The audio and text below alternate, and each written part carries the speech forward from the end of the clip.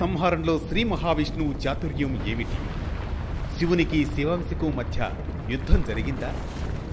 శివుని చేతిలోని ఆ అవతారం నశించిందా? కారణమేంటి?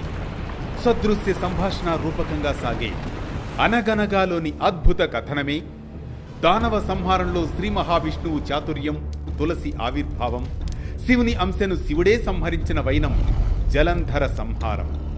3వ భాగం.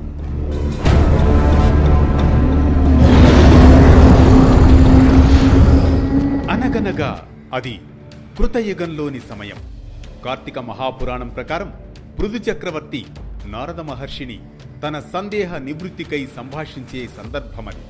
దేవర్షి నారద తులసిని హరిప్రియ, విష్ణువల్లభ అని సంబోధిస్తారు. ఎందుకనగా నారద మహర్షి ఇలా చెబుతారు: ఓ రాజా, ఇంద్రుని అహంకారానికి శివుడు ఉగ్రరూపం చూపగా బృహస్పతి భక్తితో శాంతి స్తోత్రం చేస్తాడు.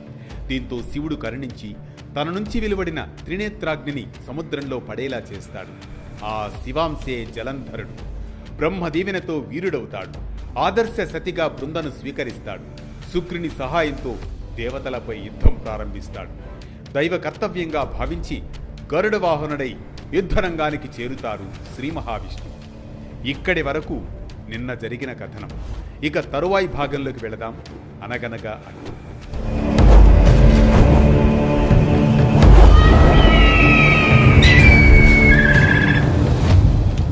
మహాబలి అయిన గరుడిని రెక్కల విసురణకు పుట్టిన గాలి వలన రాక్షస సేనలు మేఘ శకలాల వల్లే చెల్లా చెదురై నేలరాలిపోసాగాయి.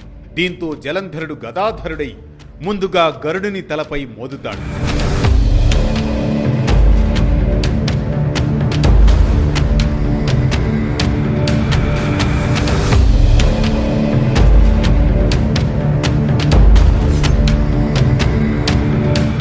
గరుత్మంతుడు భూమిపై పడిపోతాడు.